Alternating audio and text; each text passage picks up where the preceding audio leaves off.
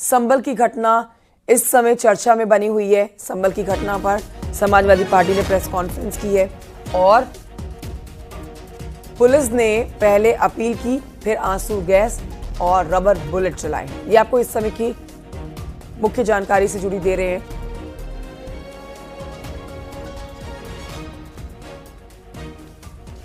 माफ कीजिए, आपको बता देते हैं, यहां पर एसपी ने प्रेस कॉन्फ्रेंस करके कहा है कि पुलिस ने पहले अपील की, फिर आंसू गैस और रबर बुलेट चलाई गई। उन्होंने कहा कि पुलिस ने किसी भी शख्स पर गोली नहीं चलाई है। इस मामले में अब तक 21 लोगों को गिरफ्तार किया जा चुका है। 2 महिलाएं इनमें शामिल हैं। गिरफ्तार किए गए लोगों के घरों से कई हथियार बरामद किए गए हैं। घटना में 3 लोगों की मौत की जानकारी मिल रही है और अगले आदेश तक इंटरनेट सेवा को बंद कर दिया गया है। आपको ये भी बताएं कि एक सीओ, एसपी के पीआरओ समेत 20 पुलिसकर्मी घायल भी हुए हैं। तो कल संभल की ये घटना शर्मसार कर देने वाली है, जहां पर जामा मस्जिद के अंदर एएसआई की जो टीम है वो सर्वे करने के लिए पहुंची हुई थी और एएसआई की टीम के सर्वे करने के काम को बाधित किया गया स्थानीय लोगों की तरफ से। अगर कोई ओवरनाइट किसी की प्लानिंग हो और उस प्लानिंग के तहत अगर कोई व्यक्ति सडनली गलियों में से जब एक ही समाज के कम्युनिटी के लोग हैं, उनको कोई एक सीक्रेट मैसेज या कम्युनिटी के लिए अगर वो पहुंच जाता है और सब लोग आ जाते हैं, तो that is not an intelligence failure, that is not a security failure, that is eventuality जिसके साथ डील करना पड़ता है और उसके साथ उसी तरीके से डील किया गया। पुलिस द्वारा वहाँ पे टीयर स्मोक म्यूनिशन फायर किया गया। पुलिस द्वारा पहले बताया भी गया कि ये नाजायज़ मजमा है, मेरे स्वयं द्वारा बताया गया 3 बार कि आपका नजमा नाजायज़ है, आप लोग यहाँ से चले जाएं। उसके बाद टीयर स्मोक भी फायर किए गए और पैलेट गन्स भी हैं, वो भी फायर की गई हैं। आप कई जगह वीडियो के अंदर वायरल भी हो रहा है कि पुलिस द्वारा फायरिंग की गई। पुलिस द्वारा आया वो पैलेट गन का प्रयोग किया गया। पुलिस द्वारा किसी भी लीथल वेपन जिससे कि किसी व्यक्ति की जान जा सके, पुलिस द्वारा ऐसा कोई भी वेपन है वो फायर नहीं किया गया। और इस पर और जानकारी देने के लिए हमारे साथ हमारे 2 सहयोगी जुड़ गए हैं। संभल से हमारे साथ राजीव सिंह है और सुनील कुमार हमारे साथ हैं। दोनों के पास चलेंगे, जल्दी से अपडेट लेंगे। सुनील के पास पहले चलते हैं क्योंकि सुनील उस जगह पर मौजूद है जहां पर से कल उन्होंने हमें जानकारी दी थी, तस्वीरें दिखाई थी कि किस तरह से आसपास के स्थानीय लोगों ने यहां पर उपद्रव मचाया था। सुनील, आज के हालात पर अपडेट दीजिए। आज शांति बनी हुई है या फिर इस समय भी वहां पर सुरक्षा बलों की तैनाती की गई है ताकि कल जैसा उपद्रव ना फैलाया जा सके? सुनील, देखिए, सबसे पहले हम आपको बता दें, संभल में इंटरनेट सेवाएं बंद है। लगातार सोशल मीडिया पर वायरल हो रहे फोटो फैलाने वाले कमेंट्स के बाद में प्रशासन ने ये एहतियाती कदम उठाया है। जहाँ तक संभल शहर की बात है तो संभल शहर में कल से ही घोषित कर्फ्यू है।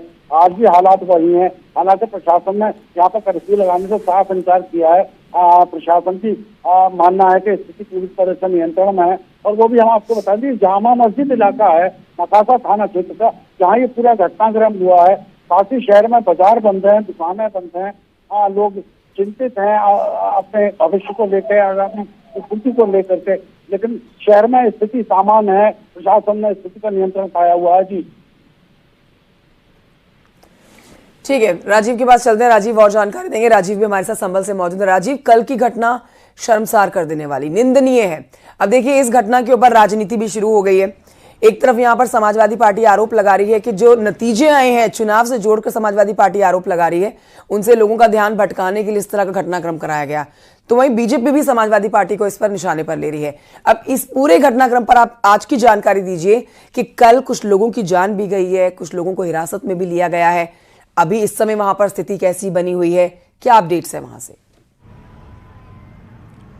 देखिए कंचन, संभल में तनावपूर्ण शांति बनी हुई है। रही बात राजनीति की, तो जो जामा मस्जिद का सर्वे है वो चुनाव के पहले यानी कि 19 तारीख को शुरू हुआ था।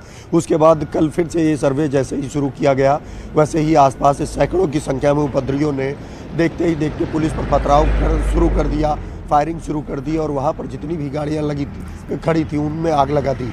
जिसके बाद पुलिस ने भी बचाव में आंसू गैस की गोले दागे हैं और साथ ही साथ जो रबर बुलेट है उसको भी फायर किया है। हालांकि इस दौरान करीब 3 लोगों की मौत हुई है, करीब 1 दर्जन से अधिक लोग गंभीर रूप से घायल हुए हैं। इसमें एक एसडीएम, एक सीओ समेत 4 अफसर घायल हुए हैं। किसी के कारतूस का छर्रा लगा है तो किसी का पैर फ्रैक्चर हुआ है, किसी के पत्थर लगा है। जबकि 20 जवान घायल हुए हैं। दूसरी ओर पुलिस ने यह दावा किया है, खुद यहाँ पर जो तनावपूर्ण स्थिति है इसको देखते हुए ADG zone Ramit Sharma, commissioner Anjay Kumar Singh, DIG समेत डीआईजी मुनराज समेत जो बड़े अफसर हैं वो भी संभल में कैंप कर रहे हैं।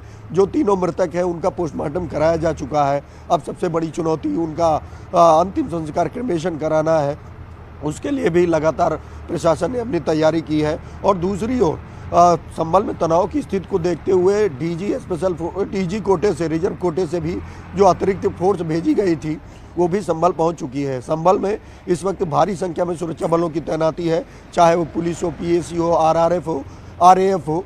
इन तमाम सुरक्षा बलों द्वारा लगातार गश्त किया जा रहा है। संभल के लोगों से अपील की जा रही है कि शांति व्यवस्था बनाए रखें। अच्छी बात यह है कि कल दोपहर के बाद कोई अप्रिय घटना संभल में देखने को नहीं मिली है, जिसके आधार पर प्रशासन ये दावा कर रहा है कि फिलहाल स्थिति सामान्य है। हैरत की बात राजीव, यह है स्थिति कि सामान्य है। एक सवाल आपसे जो कल सर्वे किया गया है उससे लेना चाहेंगे, क्योंकि देखिए 2-2.5 घंटे के करीब ये सर्वे चला है। यहाँ पर एसआई की टीम रही है और अधिकारी मौजूद रहे हैं।